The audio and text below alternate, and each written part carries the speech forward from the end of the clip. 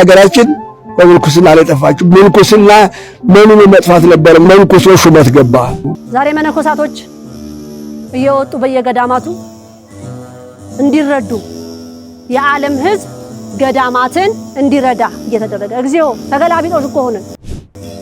በሕይወት እያሉ ፍታት የሚጸለይላቸው ለዓለም ሞተው ለፈጣሪ ብቻ የሚኖሩ ከምድር ይልቅ ሰማይን የሚናፍቁ እነማን ናቸው? እንጂ መነኮሳቱን አውጥቶ በአደባባይ ላይ ማስለመን ማለት ምን ማለት ነው ብለሽ በይ።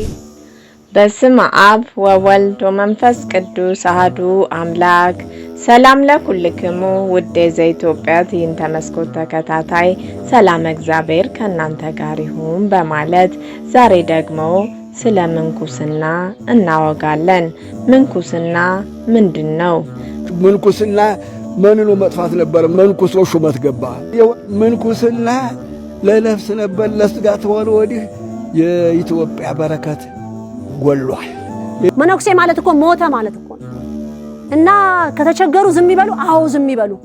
ማናገር ያለባቸው የካህናቱን አለቃውን የመስቀሉን ባለቤትን ነው ማናገር ያለባቸው። ምክንያቱም ምንኩስና ብለው ተቀብለው ገብተዋልና። ምንኩስና በክርስትና ታሪክ ውስጥ ካሉ እጅግ ጥልቅ ምስጢራዊና አስቸጋሪ የሕይወት መንገዶች አንዱ ነው። መነኩሴ ማለት ዓለሙን፣ ዝናውን፣ ንብረቱን የተወ የጠላ የናቀ ማለት ቢሆንም ዛሬ ግን መነኮስኩ ብለው ዓለሙን ያልጠሉ ያልናቁ አንድ ላይ አድርገው ለመኖር የሚፈልጉ ብዙ መነኮሳት እናያለን። መነኮሰ ማለት ከዓለም ራቀ መነነ ማለት ነው። የምንኩስና ሕይወት የተጀመረው በቅዱስ ሄኖክ ነው። በሕገ ልቦና ቅዱስ ሄኖክ በዘመኑ ከነበሩ ግብረ ሰዶማውያን የቃየል ልጆች ርቆ ከኃጢአት ተለይቶ ከእግዚአብሔር ጋር በንጽህና መኖር መርጦ በሕገ ልቦና ተመርቶ በእግረ ገነት 7 ዓመት በብሕትውና ከኖረ በኋላ በልዑል እግዚአብሔር ፈቃድ ከአካለ ሥጋ ወደ ብሔረ ሕያዋን ተነጥቋል። ምንኩስና ማለት እንዲሁ ከሰው ተለይቶ በጫካ መኖር ብቻ አይደለም። ምንኩስና ማለት ራስን ለእግዚአብሔር ሙሉ በሙሉ አሳልፎ የመስጠት የፍቅርና የመስዋዕትነት ጥበብ ነው። መነኩሴ ምን አይነት ነው? ራሱን የጣለ ደሃ ነው። ቅድም የጠቀስኩት ነው። ደሃ ነው፣ መናኝ ነው፣ ለማኝ ነው። ለመና ስንል ገንዘብ፣ ብር፣ ልብስ አንቱ አይደለም። ለእግዚአብሔር የሚለምን የሚጸልይ ዘወትር በጸሎት የሚለምን ነው። ለማኝ ማለት እግዚአብሔር ጋር የሚገናኝ እንጂ ገንዘብ፣ ልብስ አምጡ የሚል አይደለም። አሁን ይሄ መነኮሳቶችን እያዙ እያወጡ ይሄን ገዳምን መርዳት አለባችሁ፣ ይሄን ገዳም መርዳት አለባችሁ የሚረዳ እግዚአብሔር ነው። መነኮሳቶችን እያወጡ በቪዲዮ በእነሱ ስም ማስለመን የእግዚአብሔር አይደለም። ከእግዚአብሔር ርቀዋል ማለት ነው እነዚህ ሰዎች። ወይም ደግሞ እንዲርቁ እየጎተታችሁ እያወጣችኋቸው ነው ማለት ነው። ሜዳ ላይ እየዘረገፋችኋቸው ነው ማለት ነው። በእግዚአብሔር እምነት እንዳይኖራቸው እያደረጋችሁ ከዚህ በኋላ ጸሎት ጠይቆ ወደ ገዳም እንዳይገባ እያደረጉ ገዳም ያሉትስ እየለመኑ አይደለም እንደ እዚሁ አንደኛ መንገድ ላይ ወድቄ ብለምን አይሻለኝም የሚል ትውልድ ልታፈልቁ ነው ማለት ነው። መነኩሴ ማለት ሰው ዓለሙን ሁሉ ቢገዛ ቢነዳ ቢያተርፍ ለነፍሱ መልካም ካላደረገ ምን ይረባዋል ብሎ ሁሉን ትቶ ደሃ ምስኪን ሆኖ በትህትና በፍቅር በየዋህነት ነፍሱን ለሥላሴ ስጋውን ለገዳም በሙሉ ፈቃደኝነት መስጠት ነው። ሰይጣንም ይህ ሰው አመለጠኝ አልታዘዝ አለኝ ብሎ ምታ ነጋሪት ክተት ሰራዊት ብሎ እሱኑ ለመዋጋት ጦሩን ሰብቆ ይነሳና ዓለም ጠልቷቸውና በልዩ ልዩ ምክንያት ጊዜ ለማሳለፍ የበግ ለምድ ለብሰው ከእውነተኞቹ መነኮሳትና መናንያን ጋር ተቀላቅለው የሚኖሩትን ጋሻ መከታ አድርጎ ውጊያውን ስለሚያጧጥፍ ገዳም ምንጊዜም የጦርነት ቀጠና ነው። እንግዲህ ሰው የለማ። አሁን እኮ ብዙ ጊዜ ማምላክ ያለችው ነው የምናገረው። ልጄ መነኩሴ እኮ በአሁን ጊዜ በጦር ሜዳ ውስጥ አሁን በመንግስቱ ኃይለ ማርያም ወዘተ በሌላም ጦርነት እንደዚህ ጦርነት ውስጥ ወይም ደግሞ የመንግስት ባለስልጣናት ሆኖ መጥፋት ሲፈልጉ ምን ይሆናሉ መሰላችሁ? መነኩሴ ይሆናሉ። ገዳም ይገቡና ዓለም በቃን ይላሉ።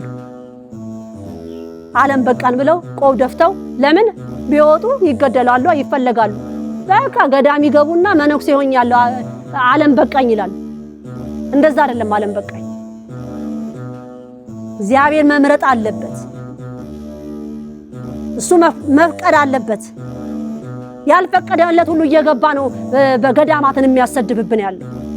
ስለዚህ ገዳም እንዲህ ይደረጋል፣ መነኩሴ እንዲህ ያደርጋል እያላችሁ አትዘኑ፣ አትደነቁ። ለምን ቢባል ከሰይጣን ሰራዊት ጋር ሁልጊዜ ያለ ረፍት የሞት ሽረት ፍልሚያ የሚደረግበት የጦር ሜዳ ነውና። ምንኩስና ለስጋ ከተዘጋጁ ምቾቶች ከዓለም ርቀው የሚኖሩበት ኑሮ ነው። ምንኩስና ማለት ራስን ለእግዚአብሔር ሙሉ በሙሉ የመስጠት ጥበብ ነው። መመንኮስ የሚፈልግ ሰው መጀመሪያ በውስጡ ይህን ዓለም አይበቃኝም፣ ከዚህ በላይ የሆነ ነገር እፈልጋለሁ በሚል መንፈሳዊ ጥሪ ሊሰማው ይገባል። ይህ ጥሪ ከሰው የሚመጣ ሳይሆን ከፈጣሪ የሚሰጥ ስጦታ ነው። አንድ ሰው ወደ ገዳም ለመግባት ሲነሳ ሀብቱን፣ ዝናውን፣ ቤተሰቡና የራሱ ፍቃድ ጭምር ጥሎ ነው። ይህ ጉዞ ለዓለም መሞት ይባላል። በቤተ ክርስቲያናችን ሥርዓት አንድ ሰው ሊመነኩስ ሲል ፍትሐት የሚጸለይለት ለዚህ ነው። አንደኛ ሳይማር መመንኮስ ምን አመጣው? ደግሞ የተመነኮሰ ምንኩስና በትምህርት አይታገልም። የተመነኮሰ ብቃት ነው። ብቃቱ አገር ማዳን ምሕረት ማምጣት ነበረ። ይህ ቀረ። በቤተ ክህነት ያለነው ሰው እውነት ባንሰራ ነው። እውነተኞች ብንሆን ምሕረት ነበር የሚመጣው። እውነቱን ለመናገር ከሆነ በእኛ ስህተት የመጣ ነው። እኛ ብንመለስ እውነተኞች ካህኖች ብንሆን ተላይ እስከታች እውነት በሰጠነው ሥራ ብንጠበቅ የእግዚአብሔር ቃል እንደማይዛባ አውቃለሁ። እግዚአብሔር አድለው አያውቅም። እግዚአብሔር ሐሰት አይፈልግም። እግዚአብሔር ውሸት አይወድም። እውነት ብቻ ነው የሚፈልገው። ምንኩስና ነጭ ሰማዕትነት ይባላል።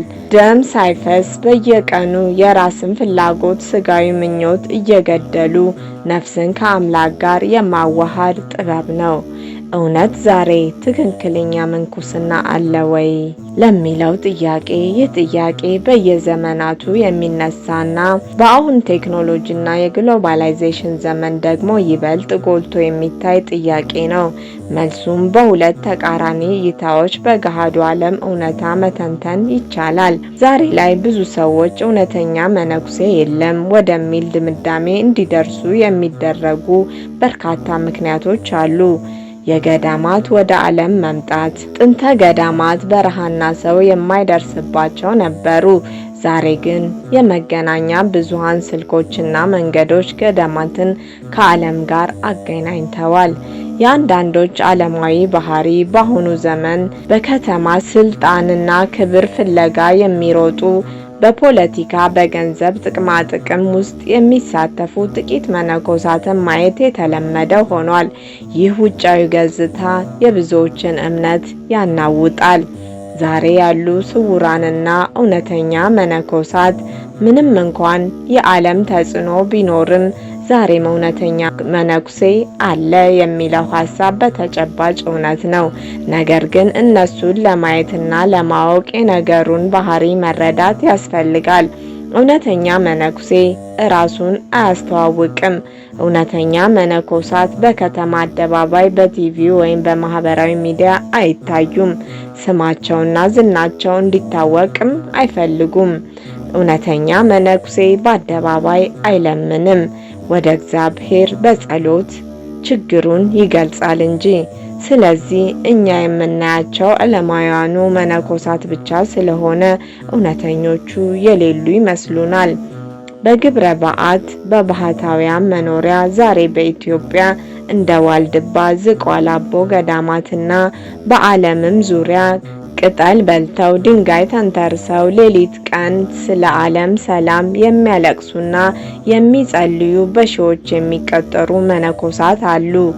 መነኩሴው ከውጪ ካለው ዓለም ይልቅ በውስጡ ካለው እኔነት ጋር ይዋጋል። በገዳም ውስጥ ያለው ሕይወት በመላእክትና በሰይጣን መካከል የሚደረግ ፍልሚያ ያለበት ቦታ ነው። ሰይጣን መነኩሴውን ተመለስ፣ ዓለም ትሻልሃለች፣ ትዳርና ሀብት ይሻልሃል እያለ ይፈትነዋል። መነኩሴው ግን እነዚህ ሐሳቦች በጾምና በጸሎት ድል ማድረግ አለበት። ጾም ለመነኩሴ ምግቡ ነው። ጸሎት ደግሞ ትንፋሹ ነው። ምንኩስና ትናንት የነበረ ዛሬም ያለ ነገም የሚቀጥል የቅድስና መንገድ ነው። በዘመናችን የምናያቸው አንዳንድ ድክመቶችና የሰዎች መውደቅ የምንኩስናን መለኮታዊ ባህሪ አያጠፋውም።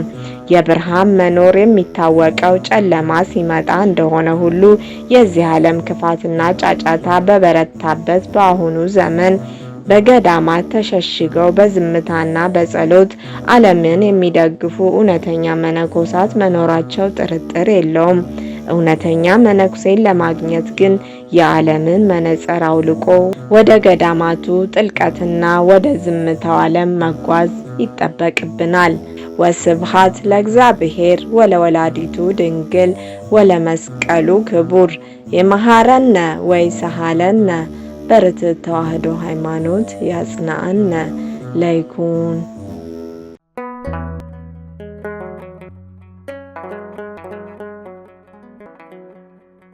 ዘኢትዮጵያ